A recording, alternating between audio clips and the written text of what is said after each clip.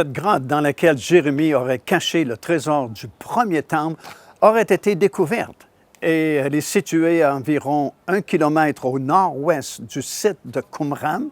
Et effectivement, on a découvert qu'elle avait été scellée, tel que c'est mentionné dans le livre de Maccabée, comme j'ai lu il y a quelques instants. Elle est connue sous différents noms. Elle est connue sous le nom de la couleur. Comme vous pouvez le voir sur l'écran présentement, la colline va changer de couleur selon la position du soleil dans le ciel. Elle est connue sous le nom de la grotte de la présence. Présence, c'est la gloire Shekinah. Et comme j'ai mentionné, il est écrit que Jérémie aurait caché l'arche de l'Alliance dans cette colline-là. Alors, elle est appelée la grotte de la présence ou la grotte de la gloire Shekinah, la grotte de la colonne, et aussi celle de la colline de Coquelide. Alors, nous aurons l'occasion d'y revenir un peu plus tard et parler davantage au sujet de ce trésor qui est enfoui dans cette colline de Coquelide. Présentement, je vais vous faire dérouler sur l'écran le contenu des différents écrits du rouleau de cuivre mentionnant les 64 sites dans lesquels ont été cachés le trésor du temple. Et alors que ça se déroule sur votre écran, vous serez à même de constater que ce n'était pas facile de comprendre ce qui est écrit dans ce rouleau de cuivre. Les indications mentionnées, et surtout que c'était écrit dans un langage peu connu aujourd'hui, l'ancien hébreu, et les indications contenues ne sont pas vraiment faciles à déchiffrer.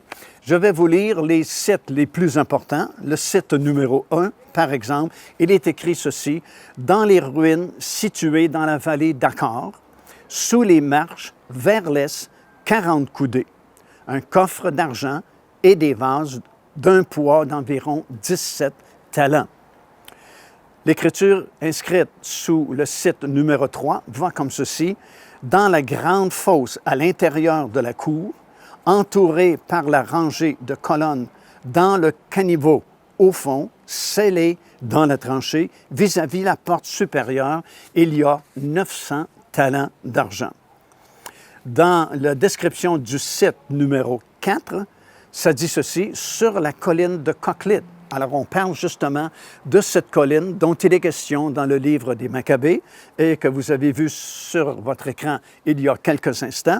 Sur la colline de Coquelide, vaisseau de contribution avec une ceinture de lin et des éphodes. Toutes les contributions, la réserve de la 7e année et de la 2e dîme sont disqualifiées. Son entrée est à l'est, à la fin de l'aqueduc au nord.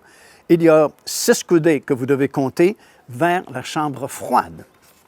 Sous la description du site numéro 27, nous lisons ceci: « Dans une tombe qui est dans la rivière Wadi Kippa, sur le chemin de Jéricho, à Sekaka, creusez 7 coudées et il y a là 32 talents d'argent. » Sous la description du site numéro 27, il est écrit ceci: « Dans la cave de la colonne, qui a 2 entrées et qui est orientée vers l'est, à l'entrée nord, creusez 3 coudées, et il y a un bassin avec un seul livre dedans.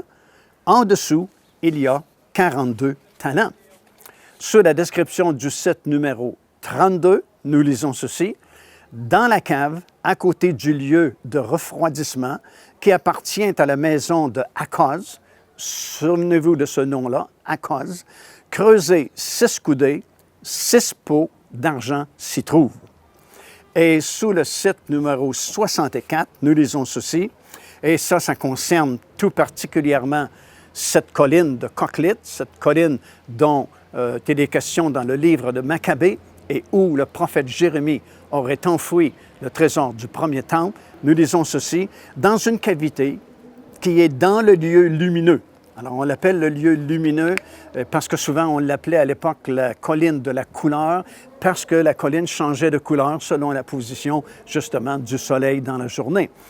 Alors, dans une cavité qui est dans le lieu lumineux, au nord de Coquelide, ouverture au nord, où il y a des tombes à son entrée. Une copie de ce document, donc une copie du rouleau de cuivre, se trouverait dans cette colline de Coquelit. Une copie de ce document est-il écrit et une explication de leurs mesures et un inventaire détaillé de tous les items un par un. Alors, vous avez ici de l'information vraiment privilégiée, puisque vous avez des indications quand même très précises. On vous demande de calculer un certain nombre de coudées, de faire certain nombre de pas, et on mentionne l'orientation, soit vers l'est, soit vers l'ouest, ou le nord, ou le sud, et à ces endroits-là sont enfouis les items qui composent ce fameux trésor du temple. Alors, comme vous avez pu sans doute le constater, alors que j'ai fait dérouler sur votre écran la liste au complet des 64 sites où sont enfouis le trésor du temple, bien, vous avez été probablement à même de constater que ce n'était pas facile à déchiffrer, ce n'est pas nécessairement facile à comprendre, malgré le fait qu'il y a des indications très précises pour retrouver ce trésor. Mais jusqu'à présent, encore une fois, on n'a découvert que très peu de choses, mais grâce à ce sondage qui a été fait avec une sonde de haute qualité récemment dans la région de Qumran, on a été capable de déterminer de façon précise, de façon certaine, que ce trésor est bel et bien caché aux endroits mentionnés dans ce rouleau de cuivre. Alors, M. Barfield, qui a fait le sondage, fait ses recherches pendant ces dernières années, bien, il a calculé de façon précise le nombre de coudées, s'est fié exactement à ce qui était écrit dans le rouleau de cuivre quant à l'orientation l'est, ouest, nord ou sud, et le sondage a prouvé hors de tout doute qu'il y a beaucoup d'or, beaucoup d'argent et d'autres items qui sont enfouis dans cette grande région de Qumran, dans cette grande vallée d'Akkar, et ça, c'est vraiment très encourageant pour nous aujourd'hui. Joignez-vous à nous afin de célébrer le Seigneur et entendre le message de la parole de Dieu par l'évangéliste Mario Massicotte. Venez recevoir ce que Dieu a préparé pour vous. Visitez notre site web www.paindevie.org afin de connaître notre itinéraire. Nous serions très heureux de vous rencontrer et de vivre des moments forts avec le Seigneur.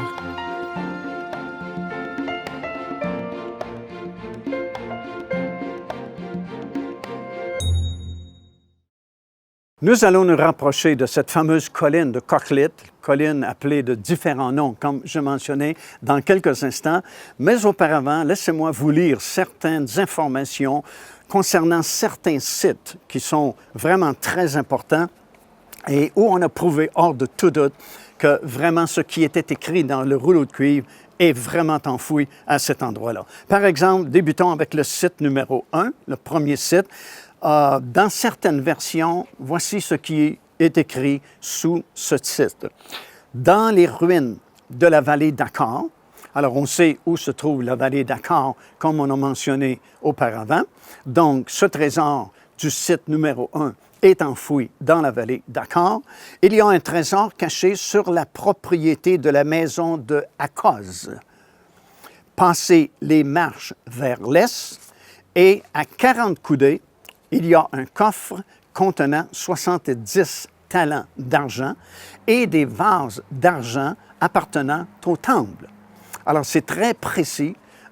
C'est, comme il a mentionné dans ce site numéro 1, ce trésor est caché sous la propriété de la maison d'Akkoz. Il doit y avoir des marches qui sont situées à l'est de l'édifice de Akaz, et à 40 coudées de ces marches-là, il y a un coffre contenant 70 talents d'argent et des vases d'argent qui étaient utilisés autrefois au temple. Alors, tel que nous le lisons dans 1er Chronique, dans le 24e chapitre et au 10e verset, Akkoz était le nom d'une famille sacerdotale qui remonte à l'époque de David dans l'Ancien Testament. Au retour de l'exil de Babylone, n'ayant pas été capables de retracer leur généalogie, ils furent exclus du sacerdoce. Cependant, par considération pour cette famille, on leur confia la trésorerie du temple. Et dans le livre d'Esdras, dans le 2e chapitre, au verset 61 et le verset 62, nous lisons ceci. Parmi les fils des sacrificateurs, il y a le fils de Abijah et les fils d'Akkoz, Donc, ils faisaient vraiment partie du sacerdoce de l'Ancien Testament. Et ça dit ceci, ils cherchèrent leur titre généalogique, mais ils ne purent les trouver et on les exclut du sacerdoce. Et dans le livre d'Esdras, dans le 8e chapitre et au verset 33, nous apprenons que Uri faisait partie de ceux à qui on avait confié la trésorerie. Et dans Néhémie, le 3e chapitre et au 4e verset, il est dit que Uri était le fils de Akaz. Donc, nous apprenons par ces versets-là que Akaz et sa famille faisaient partie du sacerdoce et que parce qu'ils n'ont pas été capables de prouver leur généalogie au retour de la captivité à Babylone, on les a exclus du sacerdoce, mais par considération, comme nous le disons ici, on leur a confié la trésorerie. Alors, cet édifice que nous retrouvons sur le site de Qumran, qui a l'apparence il y a comme une forme de pyramide, si vous voulez, bien, elle nous rappelle la tour de la garde de la maison de Akaz, la trésorerie. Et puis, comme il était mentionné dans le rouleau de cuivre pour le site numéro 1, si vous allez vers l'est, il y a des marches et effectivement, à l'est de cet édifice qu'on appelle de Akaz, il y a des marches et vous calculez le nombre de coudées mentionné dans le livre de cuivre, et vous allez trouver ce trésor qui est enfoui là de plusieurs talents d'argent, exactement comme c'est mentionné sous le site numéro 1 du rouleau de cuivre. Donc, ici, à cet endroit, à côté de cet édifice qu'on appelle l'édifice d'Akaz, qui marquerait l'endroit de la trésorerie du site de Qumran, bien, il y a ces vases d'argent et il y a ces talents d'argent qui y sont enfouis. Alors, vraiment très intéressant et très précis. Regardons rapidement concernant le site numéro 3. Voici ce qu'il est écrit. À la grande fontaine de la cour, entourée d'un mur, dans un trou, dans le plancher, recouvert de sédiments, en face de l'ouverture du haut, il y a 900 talents d'argent. Et nous lisons également, à la double entrée du réservoir, à 6 coudées du réservoir, creusé 3 coudées, et il y a là 10 talents d'argent. Alors, sur le site de Qumran, vous remarquerez qu'il y a 2 réservoirs. Il y a un plus petit réservoir et il y a un plus grand réservoir. Et le texte que nous venons de lire concernant le site numéro 3 parle du plus grand réservoir et c'est celui que vous voyez présentement sur votre écran. Alors, à Qumran, il y a le petit réservoir et il y a le grand réservoir et le rouleau de cuivre fait mention de ce trésor caché sous le grand réservoir de Qumran. Alors, revenons à cette fameuse colline, la colline de Cochlit, dans laquelle Jérémie aurait caché beaucoup de choses d'intérêt vraiment très fort, très puissant. Et dans cette colline de Cochlit, apparemment, il y a non seulement l'or, l'argent en grande quantité, mais surtout, comme on a mentionné, il y a des vêtements sacerdotaux et il y a ce fameux pectoral. Vous savez, les vêtements du souverain sacrificateur à l'occasion des 3 grandes fêtes annuelles étaient somptueux, étaient magnifiques. Et sur son pectoral, il y avait ces 12 pierres précieuses qui sont d'une valeur inestimable aujourd'hui et apparemment seraient cachées dans cette colline de Cochlit par le prophète Jérémie. Et comme on a mentionné précédemment également, il y aurait des cendres de la génisse rousse de l'époque, probablement de Jérémie, qui seraient là. Et il y aurait le tabernacle de Moïse, celui qui avait été construit dans le désert et qui avait été établi de façon permanente à Silo pendant plusieurs années. Alors imaginez la richesse, mais surtout l'importance capitale de cette découverte, puisque apparemment l'Arche de l'Alliance serait parmi ce qui a été caché dans cette colline. Imaginez l'importance capitale de cette découverte si on pouvait avoir le permis de creuser, de fouiller profondément et de sortir ce riche trésor du sol. Oh, le lendemain matin, on débuterait la construction du temple ici à Jérusalem, ça c'est certain. Ici l'évangéliste Mario Massicotte qui vous invite à vous inscrire à notre lettre de nouvelles électronique. Et pour ce faire, il suffit de visiter notre site web au www.paindevie.org et tout en haut à la droite de votre écran, vous allez voir cet onglet sur lequel vous cliquez et vous vous inscrivez tout simplement. Ça vous permettra de recevoir des nouvelles du ministère de Pain de Vie et en même temps recevoir le bon enseignement de la parole de Dieu. Faites-le donc aujourd'hui même. Alors, nous pensons que si les informations telles qu'elles sont décrites dans le rouleau de cuivre concernant le site numéro 1 et le site numéro 3, comme je viens d'examiner avec vous, sont vraies, alors nous pensons que le reste des informations contenues dans le rouleau de cuivre sont également vraies. Ce qui signifie que ce trésor du temple, soit du premier temple ou du deuxième temple, ou une combinaison des trésors des deux temples, sont vraiment enfouis dans la vallée d'Achor et les inscriptions données, la description plutôt donnée dans le rouleau de cuivre est véridique et c'est vraiment quelque chose de très important à notre époque parce que ça concerne vraiment le temple, la construction d'un futur temple et tout le service sacerdotal qui pourrait recommencer. Alors, je vais vous placer à l'écran, encore une fois, cette fameuse colline de Coquelit, qui est situé, comme j'ai mentionné, à peu près 1 kilomètre au nord-ouest du site de Qumran. Donc, la colline est un peu à l'extérieur du site officiel de Qumran et on peut facilement s'y rendre à pied parce que c'est environ, comme j'ai mentionné, 1 kilomètre du site de Qumran. Et dans cette fameuse colline que Jérémie aurait cachée tout ce trésor. Juste en haut de cette colline, vers le nord plutôt de cette colline, vous avez la ville de Jéricho qui est située là, la vallée de Jéricho. C'est à cet endroit que, vous vous souvenez, l'ange de l'Éternel était apparu à Josué juste avant la conquête du pays de Canaan et lui avait dit « Enlève ton soulier ». Je sais que dans la plupart de nos versions françaises de la Bible, ça dit « Enlève tes souliers », mais le texte original parle au singulier, enlève ton soulier, et ça nous rappelle vraiment la tradition autrefois, lorsqu'on vendait un terrain, on cédait une sandale comme pour sceller la transaction.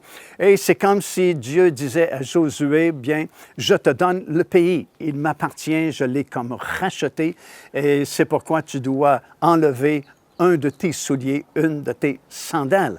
Et c'est vraiment particulier parce qu'il y a quelques années passées maintenant, grâce aux images des satellites qui circulent autour du globe, on s'est aperçu qu'à Gilgal, parce que c'est là où Josué se tenait lorsque l'ange de l'Éternel lui est apparu, il y a une formation de pierre qui a la forme d'une sandale, que vous pouvez voir encore aujourd'hui. Et c'était comme une confirmation de Dieu que c'était le temps pour Israël de prendre possession du pays promis de son héritage dans cette région-là. Alors, dans le dernier paragraphe du rouleau de cuivre, ce dernier paragraphe parle plus particulièrement au sujet du trésor caché dans cette colline et fait mention que c'est la portion la plus importante du trésor qui est caché à cet endroit-là. Et alors que nous pouvons nous approcher de cette montagne, nous allons considérer comment elle est appelée à juste titre la colonne ou la colline plutôt de la lumière ou la colline de la colonne ou la colline de Coquelit.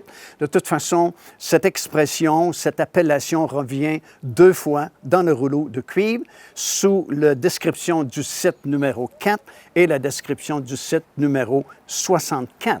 Voici d'ailleurs la description elle-même qui est faite du site numéro 4. Ça dit ceci, « Sous la colline de Coquelit ». Donc, c'est bien cette colline-là que vous voyez à l'écran présentement. Il y a des vaisseaux de contribution avec une ceinture de lin et des éphodes. Toutes les contributions, la réserve de la 7e année et la 2e dîme sont disqualifiées. Son entrée est à la fin de l'aqueduc au nord, 6 coudées vers la chambre froide. Et il y a une description qui est faite également sous le site numéro 64 et ça va comme ceci, dans une cavité qui est dans le lieu lumineux. Alors, lorsqu'on appelle la colline de la couleur, on l'appelle aussi la colline lumineuse. Alors, ça dit dans une cavité qui est dans le lieu lumineux, au nord de Coquelit, ouverture au nord et où il y a des tombes. À son entrée, vous allez trouver une copie de ce document, donc une deuxième copie du rouleau de cuivre et une explication de toutes les mesures qui y sont mentionnées et un inventaire détaillé de tout le matériel, morceau par morceau ou un par un. Alors, selon la description que nous retrouvons et dans le livre de Maccabée, comme on a mentionné, et dans le rouleau de cuivre, wow, nous pensons qu'il y a dans cette colline caché des vêtements sacrés, des vêtements des prêtres, des sacrificateurs de l'époque de l'Ancien Testament, les cendres d'une génisse rousse qui avait été offerte en sacrifice à l'époque, le pectoral du souverain sacrificateur avec les 12 pierres précieuses, surtout l'Arche de l'Alliance serait là. Je sais que les gens de l'Institut du Temple disent que l'Arche de l'Alliance est sous l'esplanade du Temple à Jérusalem, mais c'est possible aussi qu'elle soit sous cette colline de Coquelette et plusieurs autres choses, et surtout une deuxième copie de ce rouleau de cuivre comme une confirmation de ce qui a été écrit dans le premier rouleau de cuivre. Et c'est vraiment un trésor inestimable qui, si on pouvait avoir un permis pour le sortir de terre, serait une grande motivation pour que les choses bougent ici à Jérusalem et qu'on puisse construire ce troisième temple.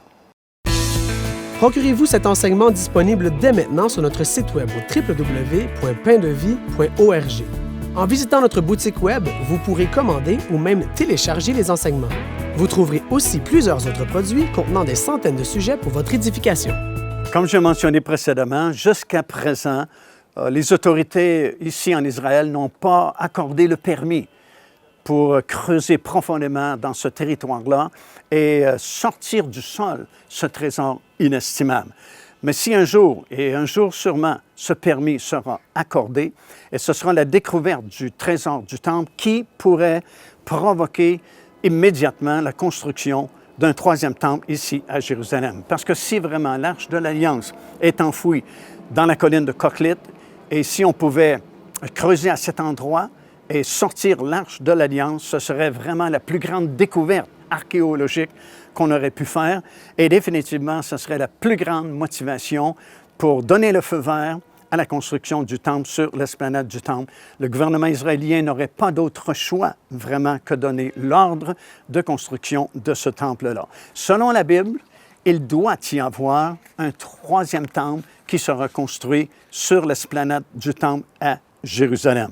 Ce temple existera pendant toute la période des tribulations mondiales de la fin.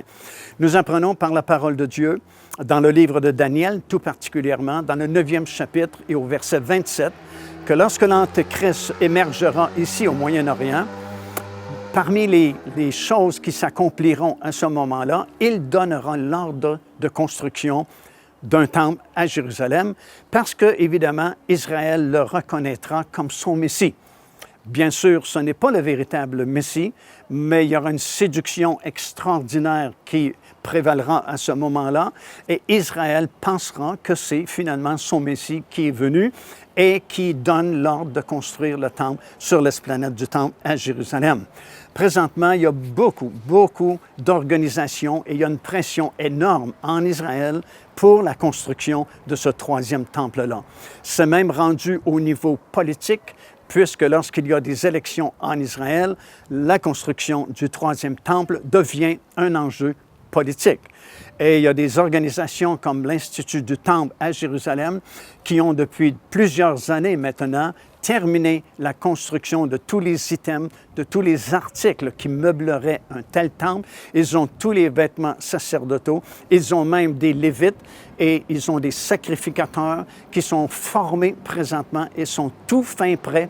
Si demain matin, on pouvait construire le temple, on pourrait commencer les services parce qu'on a tout le matériel et on a le personnel pour faire une telle chose. Cependant, ces gens-là confondent le troisième temple avec le quatrième temple, celui qui est décrit dans le livre du prophète Ézéchiel. Eux pensent que c'est ce temple-là qui sera construit prochainement et qui existera pour les prochaines années.